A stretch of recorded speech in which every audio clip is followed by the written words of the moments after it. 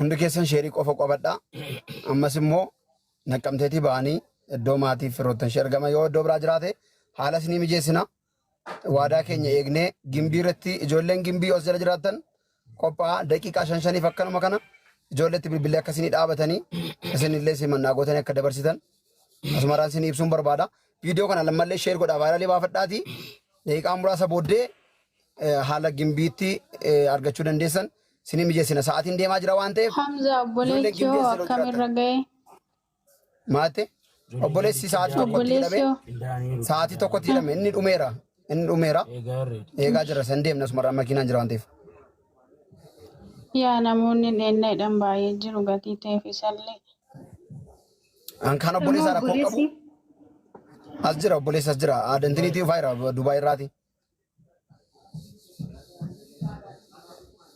hundi keessa koppiliin taasa haadhomti ishee ganama bo'aa ture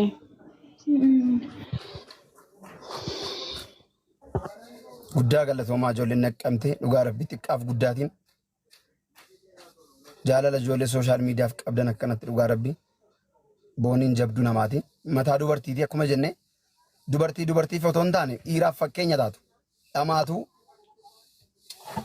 baay'ee tokko nama eenyuufillee ani mataa dubartii fotoon taane mataa dubartiidha hangafa dubartiidha jettee ani isheen dubbatte hojiitiin agarsiiste ani boonii bichaan arge inni kan fakkarsa qofa booniin garuu dhaabbata dhuunfaa ishee mana hojii gaarii banattee mana gaarii kilaasii gaarii kiraayii fudhattee jireenyatti galtee hojii tokkoon guutiin har'a garuu kana ta'uun ishee yoo nu gaddisiisullee garuu jabummaa ishee kana hunduurraa baradha dhaggeeffadha jabummaa ishee nama yaada isaaf kaayyoo isaa galmaan ga'uudhaaf akkas tattaafatu nama akkana argeen beeku bara koo keessatti riilii masaasa dhugaa dubban dubartii cimtoo kana rabbiin har'a nurraa fudhatus waan tokko gochuu hin dandeenyu jaalalaaf kabaja qabdaniif akkasitti nu agarsiisuun keessaniif guddaa galatooma ijoolleen warri naqqamtee as jala jirtu yoo ta'e ijoolletti sinii dawwalla haala mijeessaati warri birrii walitti qabneera jettani araarsaa fi nagaa mucaa jedhamu bichaa dubbistu nama kaanitti hin dubbisina nama kaanitti sakkallaa dabarsitani araarsaaf nagaa qofa kan jedhu itti siniin bilbila Ishi boonsaatti bilbila Otoo xiqqoo ishee uummataaf dhaabanii maal rakkoo qaba daqiiquma 2-3 daqiiqaa 5 qofa no daqiiqaa 5 dhaabbata daqiiqaa 5 dhaabbata amma gaaniiru miti maarre gaaniiru ko makiinaan itti marfama waan ta'eef poolisoonni jiru deemaa jiru amma maaltu jira naqqamtee booddee waan nuti karoora qabanneeru jira karoora sun akkaataatti nu mijatu intini jenna qaamoleen nageenyaa jiru haala mijeessama sana booddeetti deemna maaliif akka nuti teenyee ilaallu miti ajjabamee akkaataatti deemullee aballii kaffallee waan danda'amu goone hunduma mijeessinira waan ta'eef wanni kun nu yaaddessu hin jiru amma immoo gaanii deemaa jiru barkoosaan ijoolleetu bira hin geenye malee mucaasa kanatu bira hin geenye malee teeddaafaatu isaan koo deemaa jiru bara Ifa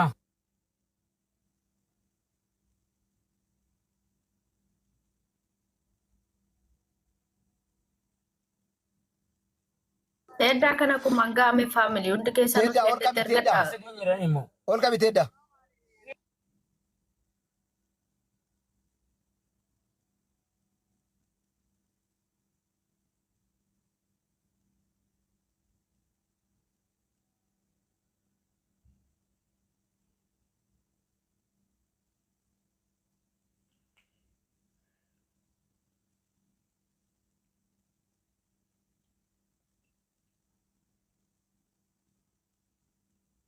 amaree fi ba'e moo ganaadha akkami wanti isaan galaan diran bal deemaa jiru malee ameerre eessa geessani Nagamtee bakka baanee bannaate makiina rooti tajaajila maal qalladdaa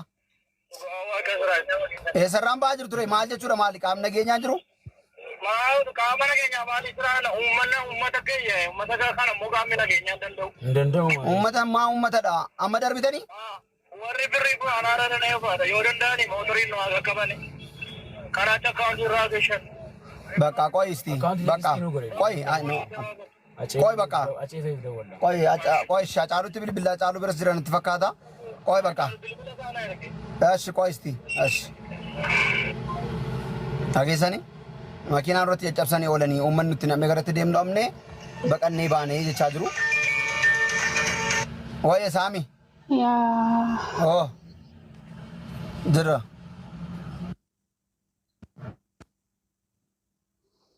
otoo gaafa lubbuun jiru olii firiirree otoo gaafa rakkanne harka wal qabne gaarii ture isinii galee. Ada garuu reeffa akkas du'aan abbaan dhabu. Esh baqa qoy. Mee aadaa godhadhaa. Gaafa rakkanne akka waliif fiinnu. Gaafa namni tokko boo'e akka maal taateen nuuni.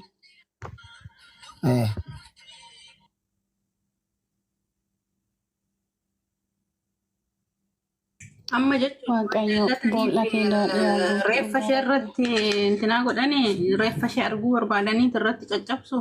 Maal bu'aa qaba? Kaleessa dhiisaa mucayyoon kunaa jiraattu. Dhiisaa mucayyoon kunaa jiraattu gaafa isin hin jennu waan dhiisuu diddan. Har'a isinitti mul'atte. Har'a dhalachuun ishee isinitti mul'ate. Oromoo namichi kanaafi kaleen akka har'aa miti. Kalee algaarra taa'an ture har'a soofarran taa'aa isiniin jette na dhiisaa jireenya koo madaa kaleen nan waqqasinaa itti dheengadda viidiyoo marte garuu dhiisuu hin dandeenye har'a baay'ee nama garramtu dhugaa otoo Oromoo kana ofirraan jijjiira ta'e ani jijjiiree saba biraa ta'a. Reeffa simachuu deemaa jira moo eessatti fiigaa jiru uummanni kun? Qaame qaa wanti sirrii hin taane jira. Qaa dargaggaa.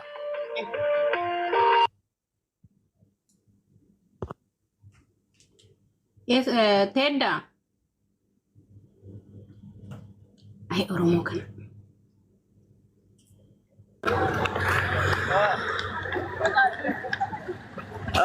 Naga reeffi gara mazooraan nyaatti ta'ee uummati qaqqabuudha duubaa fi gaara beekta. Uummata kana keessa mana meeqatu gaggalabbatee arrabsaa ture rabbi sinaa eebbisuu nuti qabaddaa bakka wanni jeeqa. Jabaaddaa dhoko. Fayyaa gaafa wal jaallachuu dhabne du'aa keenyatti akkasitti walii sirbina jabaadhaa.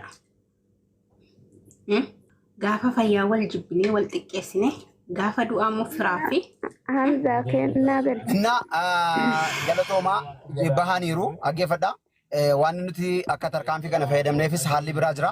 Ijoollee warri argitan ijaan argitaniittu darbaniiru. Naqamte keessa bahanii darbaniiru. Maaliif haalli nageenyaas waan tokko sirrachuu dhiisuu danda'a. Maaliif mucaan faana jira waan ta'eef nageenya mucaafis immoo nu yaachisa. Yaadni keenya sirrii ta'e sirrii tokko baates isintu beeka. Naqamte keessaa bahaniiru hundi keessan of kolcha. Kennootiin ol galcha. Kennoo ol galcha.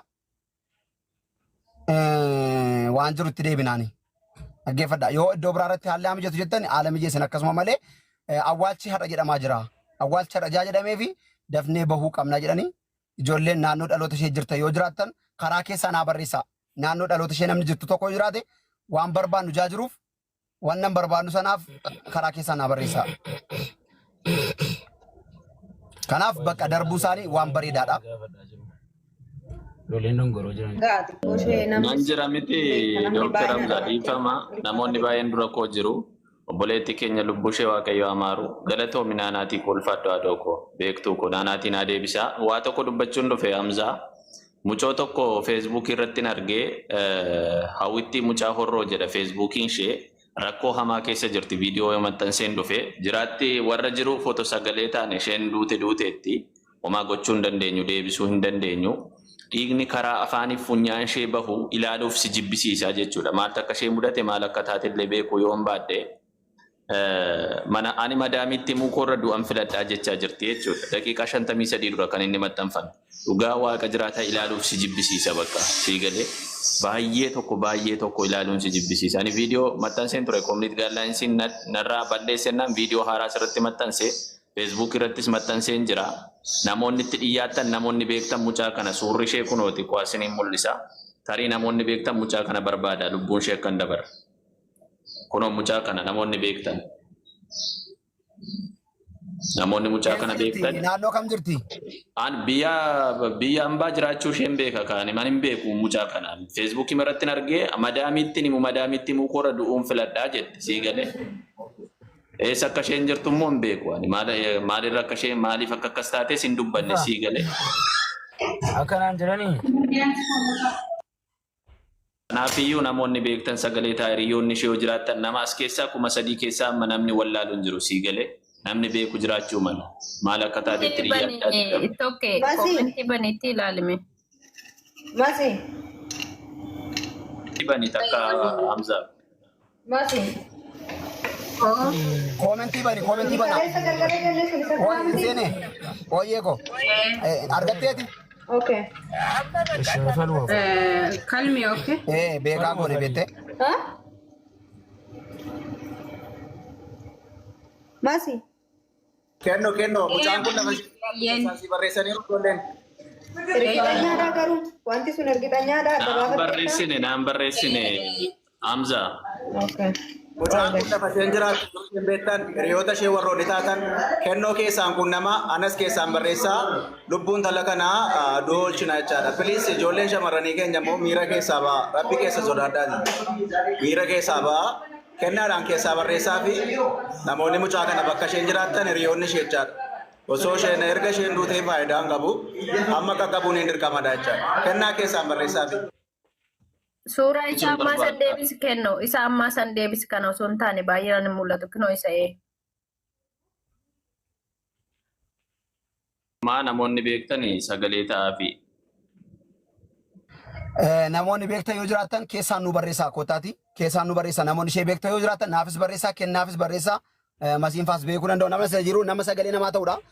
Kennootiin foloo taasifadha hundi keessan. Kennootiin foloo taasifadha. Nama jabaadha. Nuti nama Dubaay keessatti qabnu ijoolleen qabnu keessa tokko kennoonis ni jiru nu bukkee dhaabatu. Nama namaaf sagalee ta'uutiin namarraa dubbachuutiin bebbeekamu nu qabadha foloo godhadhaati qabadha isiniin fayyada anaan hin fayyadu. Kuni promotion miti waan tokko miti namni asirra jiru nama hunda keessan fayyadudha. Kanaaf wal qabattanii yoo borodoo guddaa wal geessan ana miti tokkichootu borsinii dubbata. Hamza yoo dadhabe Hamza yoo waadaa sagalee uummataaf ta'uu nyaadhe tokkichoon hin nyaatu. Tokkichoo yoo nyaate kennaan hin nyaatu. Yoo kennaan nyaate masiin hin nyaatu. Akka kanatti walitti daddabarsuu qabna dhalootatti. Dhaggeeffadhaa. Rabbii waan gaarii sooshaal miidiyaa akkas bareedu kana erga harkaan nu ga'e nuti immoo nama irratti nama ta'uu qabna. Maallaqatti argachuu qofa otoo hin taane itti jijjiiramuu qabna kan jedhudha. Na akka kanatti itti fayyadamuu qabna. Namaaf lubbuu namaadhaaf dhaabbachuu. Oye bonsa. Oye bonsa. Oh. Koomenti banaa ijoollee warra mudee taraan maali jennaan dhiyoo kana namni isa beeku itti beeku arguu danda'a. Ajaaluu mucaa sooshaal miidiyaa tokko qoy nan bilbilaafi. Mashi. Qoy jiro. Qoy.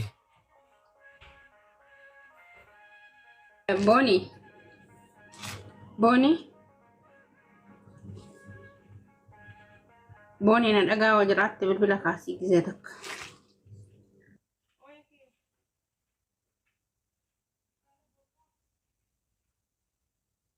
Namoota asirra jiran foloo godhadhaa namoonni asirra jirtan kennaan beektu hundi keessanii ijoollee nuun qabnu keessaa nama tokkodha.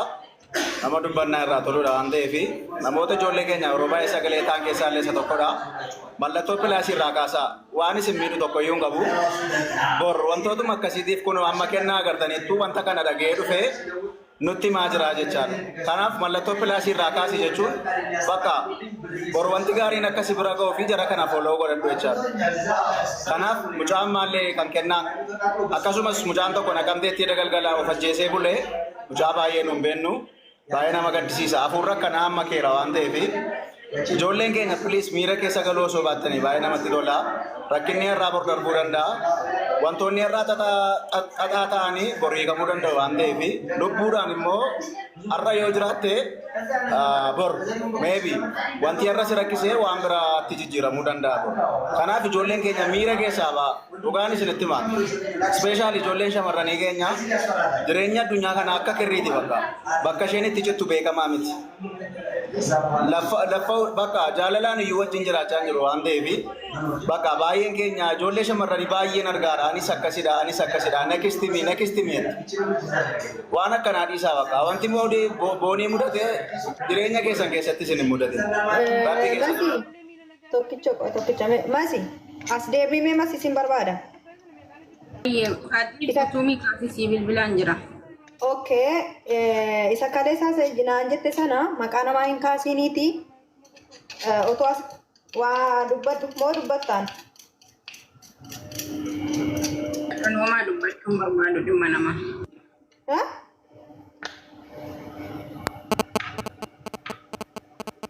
Ini asirraan dubbatini waan jiru sini keessa ni goone gaafa. Bakka asirratti ajandaa biraan fidina booni. Asirratti ajandaa biraan. Ajandaa miti Hamza nama rakkataa jirutu jira nama harka madaaliitiin dararamaa jiru jira. Amma waan biraa fakkaata mana maal jettani maqii akka Ajandaa biraa dhiisa boo baname kan biraa dhiisee baname. sa'aatii meeqatti boolee deemama? Rakkoon qabu tikeetiin hin jaallatame.